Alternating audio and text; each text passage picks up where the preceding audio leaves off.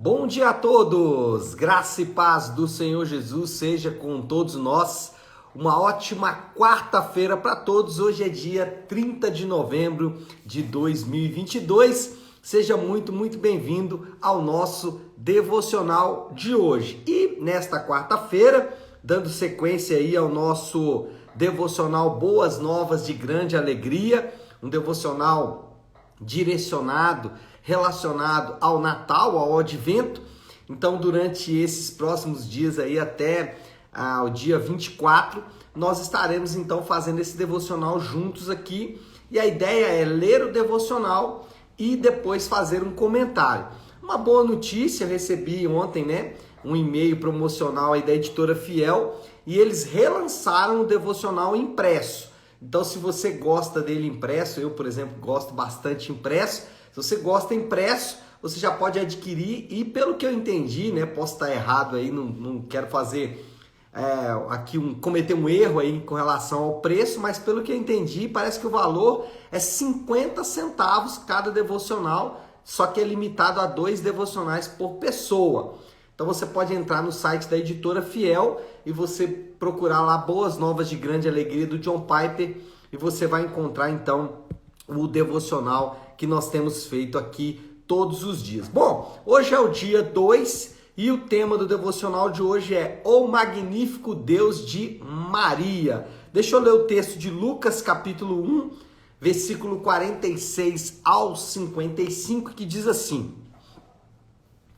A minha alma engrandece ao Senhor, e o meu espírito se alegrou em Deus, meu Salvador, porque contemplou na humildade da sua serva, pois desde agora todas as gerações me considerarão bem-aventurada, porque o poderoso me fez grandes coisas, santo é o seu nome. A sua misericórdia vai de geração em geração sobre os que o temem. Agiu com o seu braço valorosamente, dispersou os que no coração alimentavam pensamentos soberbos, derribou de seu trono os poderosos e exaltou os humildes, encheu de bens os famintos e despediu vazios os ricos, amparou a Israel seu servo, a fim de lembrar-se da sua misericórdia a favor de Abraão e de sua descendência para sempre, como prometera aos nossos pais. Maria vê claramente uma das coisas mais notáveis a respeito de Deus. Ele está prestes a mudar o curso de toda a história da humanidade. As 3 décadas mais importantes de todos os tempos estão prestes a começar. E onde Deus está? Ocupando-se com 2 mulheres humildes e desconhecidas. Uma velha estéril, Isabel, e uma jovem e virgem, Maria. E Maria está tão comovida com esta visão de Deus, o amante dos humildes, que irrompe em canção. Uma canção que chegou a ser conhecida como Magnificat. Lucas 1, 46 ao 55. Maria e Isabel são heroínas maravilhosas no relato de Lucas. Ele ama a fé dessas mulheres. Parece que a coisa que mais o impressiona e aquilo com que ele deseja impressionar Teófilo, o nobre leitor do seu evangelho, é a singeleza e a alegre humildade de Isabel e Maria ao se submeterem ao Deus magnífico. Isabel diz: E de onde me provém que me venha visitar a mãe do meu Senhor? Lucas 1,43. E Maria diz: Por que contemplou na humildade da tua serva? Lucas 1,48. As únicas pessoas cujas almas podem realmente magnificar o Senhor são pessoas como Isabel e Maria. Pessoas que reconhecem sua condição humilde e estão maravilhadas pela condescendência do Deus magnífico. Bom, não há outro assunto a ser falado nesse devocional que não seja exatamente a humildade. Como o próprio John Piper disse aqui, Deus está prestes a mudar todo o curso da humanidade. E o que ele está fazendo? Ocupando-se com 2 mulheres muito humildes, mulheres que só pelo fato de serem mulheres já seriam desprezadas pela sociedade à sua volta. Mas além disso, elas tinham características, além de serem mulheres, que ainda comprometiam mais o fato da sua importância, ou que ainda as tornariam menos importante ainda, que é o fato de Maria ser velho e estéril, uma mulher estéril não tinha qualquer valor, e a Maria, que era uma jovem e mais virgem, ou seja, o único valor que essas mulheres poderiam ter, que era de gerar filhos, elas não têm, uma estéril e outra virgem. Bom, em toda a Bíblia nós somos convocados à humildade. Essas mulheres demonstraram essa humildade. Mas o que nós podemos falar sobre a humildade? Tem uma música que eu gosto muito, e ela fala sobre os nossos antagonismos, né? Os nossos paradoxos, as nossas contradições. E essa música fala de pessoas que se dizem humildes, mas com H maiúsculo e dourado. E é isso que acontece às vezes porque nós não entendemos sobre a humildade. Então, primeira coisa, humildade está relacionada ao coração. Humildade não tem a ver com condição financeira. Então, muitas vezes, quando a gente vai se referir a alguém mais pobre, a gente fala assim, fulano é muito humilde. E a ideia aqui é de que alguém de condição social baixa ou de condição financeira baixa é alguém humilde. Mas humildade não tem a ver com condição financeira. Eu conheci várias pessoas muito ricas e muito orgulhosas. Conheci pessoas ricas, muito humildes. Conheci pessoas muito pobres, muito orgulhosas. E conheci pessoas muito pobres e muito humildes. A humildade não está relacionada à condição financeira, mas à condição do coração. Por isso que a humildade é oposta ao orgulho. Sempre são postos em contraste. De um lado a humildade, do outro lado o orgulho. Agora, você pode dizer, então tá bom, mas como eu posso desenvolver ou de que maneira eu posso enxergar um coração humilde? Nós podemos nos lembrar das bem-aventuranças que Jesus declama lá em Mateus capítulo 5. As bem-aventuranças, elas podem ser resumidas ali, todas as suas características podem ser resumidas em duas coisas. Primeiro, o humilde é o coração que reconhece a sua dependência de Deus. O humilde, ele sabe que tudo o que ele tem, vier a ter, que ele já fez, que ele já conquistou, depende tão somente de Deus. E nas bem-aventuranças nós vamos ver exatamente isso. Bem-aventurado pobre de espírito, por exemplo. Então, as bem-aventuranças vão nos recordar da nossa dependência de Deus. Por exemplo, quando Jesus diz, bem-aventurados puros de coração, pois verão a Deus. Bem-aventurados misericordiosos, pois obterão misericórdia. Ou seja, ser humilde tem a ver com condição de coração e a humildade reconhece a dependência de Deus. Mas não só isso. A humildade também reconhece o valor dos outros. Bem-aventurados os pacificadores, porque serão chamados filhos de Deus. Bem-aventurados perseguidos por causa da justiça, pois dele é o reino de Deus. Então, o humilde é aquele que reconhece a dependência de Deus e reconhece o valor dos outros. O humilde jamais pode desvalorizar o outro, porque se fizer isso, demonstra um coração que não é humilde. Então, a primeira coisa aí é que a humildade, ela é condição de coração e não condição financeira, e não condição social. Segundo, a humildade pode ser identificada. Nós podemos reconhecer a humildade quando a vemos. E como fazemos isso? Nós fazemos isso por meio das obras. As obras da pessoa ou as minhas próprias obras, elas vão naturalmente manifestar o coração humilde ou o coração orgulhoso.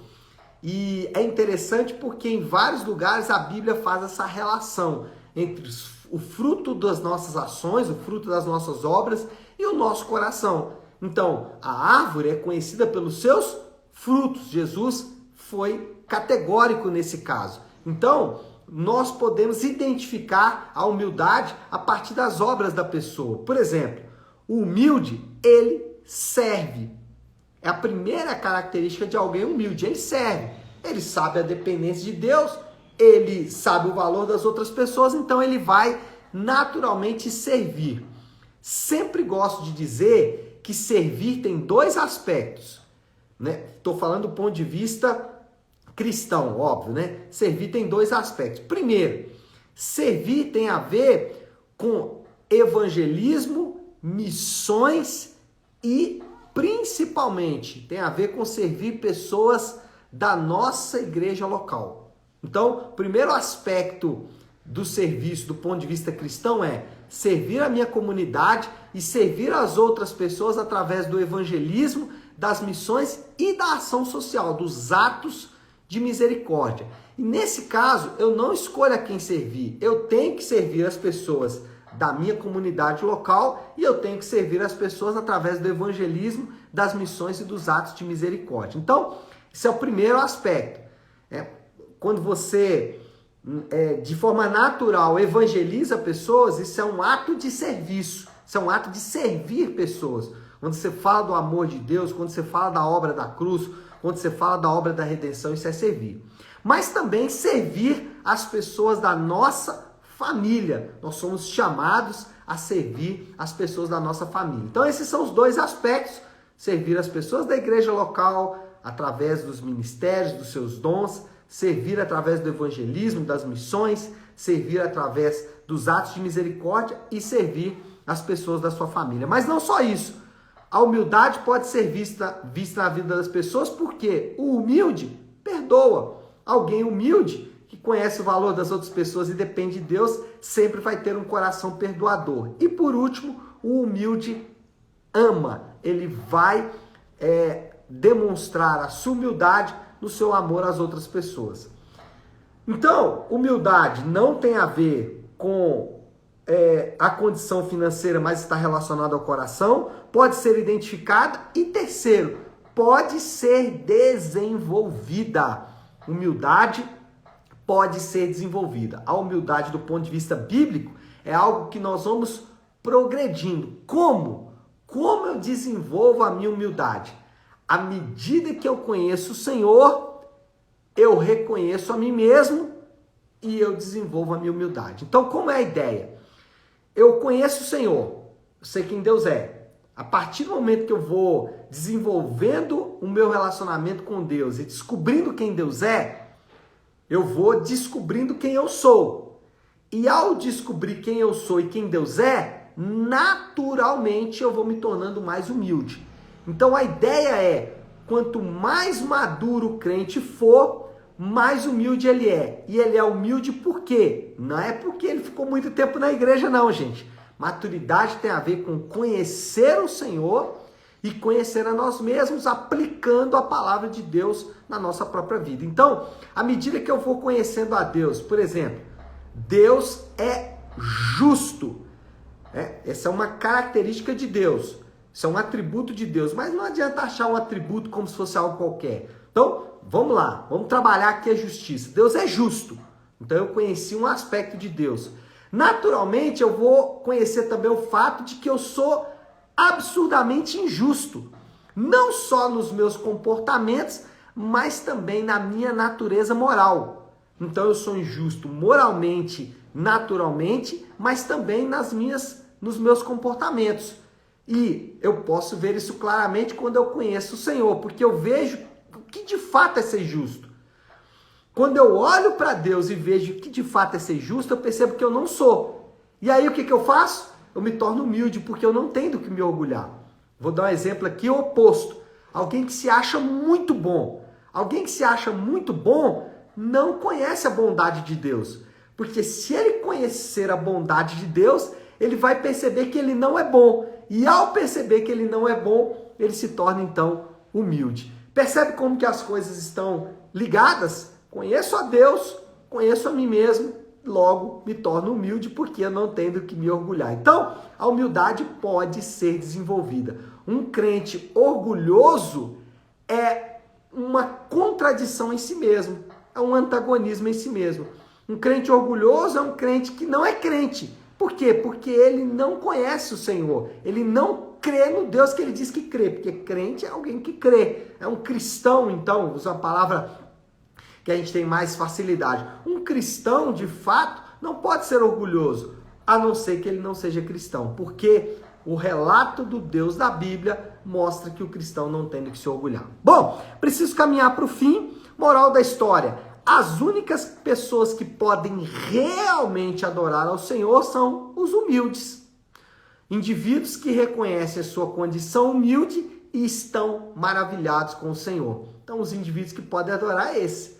Reconhece a sua condição e reconhece a condição de Deus, ou reconhece quem Deus é. Desafio do Léo. Aplicação. O que podemos pensar em aplicação diante disso tudo que ouvimos? Eu acho que a única aplicação possível é a aplicação que eu fiz para mim mesmo. E eu convido você a fazer. Ao ler tudo isso e ao pensar sobre tudo isso, eu cheguei à seguinte conclusão: eu não sou humilde e eu preciso que Deus me ajude a desenvolver a minha humildade. Não sou humilde, preciso. Nós, seres humanos, naturalmente caminhamos para o orgulho e isso nos afasta da humildade. Então, o desafio de hoje é humildade. Humildade. Esse é o desafio de hoje. E um desafio nada fácil. Agora pensa o quanto podemos aliviar as nossas próprias dores quando somos humildes, né? Nem vou falar sobre isso, então vou entrar aqui numa outra história e o tempo não vai dar, né? Vamos orar, vamos colocar isso aí tudo diante de Deus. Se você puder, então, pare aí um instante o que você está fazendo e vamos juntos buscar a Deus em oração. Querido Deus, Pai de amor e graça, Senhor, ao nos depararmos com o Senhor, com quem Tu és, e ao nos depararmos com nós mesmos, nós chegamos à conclusão de que nos falta humildade. Nos falta humildade de reconhecer a Tua majestade, nos falta humildade de reconhecer a nossa verdadeira condição, e isso nos torna, Senhor Deus, arrogantes, orgulhosos e soberbos. Por isso nós pedimos, nos perdoa nessa manhã. Nos perdoa pela nossa arrogância, nos perdoa pela nossa empáfia, nos perdoe, Senhor Deus, pela nossa soberba e vanglória. E nos dá a graça, Senhor Deus, de andar em humildade. Uma humildade que é desenvolvida a partir do conhecimento do Senhor, uma humildade que pode ser vista, Senhor Deus, no nosso serviço, no nosso perdão e amor. Essa é a minha oração, Pai. E eu oro assim em nome de Jesus. Amém. Amém, meu povo? Bom, então é isso. Nós vamos ficando por aqui. Que Deus te abençoe. Uma excelente quarta-feira para todos. Fiquem com Deus.